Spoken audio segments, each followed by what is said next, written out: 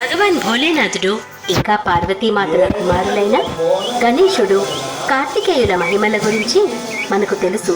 పురాణాల్లో ఈ ఇద్దరి వివాహాల గురించి కూడా వర్ణించబడింది.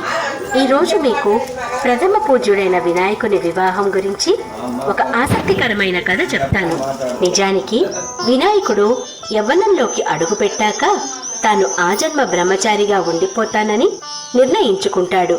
అంటే తాను ఎప్పటికీ వివాహ బంధంలోకి రాడు అని. ఈ విషయం గురించి అతని మాతాపితలైన శివపార్వతులకు అసలు తెలియదు. వారిద్దరూ మాట్లాడుకుంటుంటారు. స్వామి, మన పుత్రుడు కార్తికేయుని వివాహం అయితే అయిపోయింది, కానీ గణేశుడు కూడా వివాహ వయసుకు వచ్చాడు.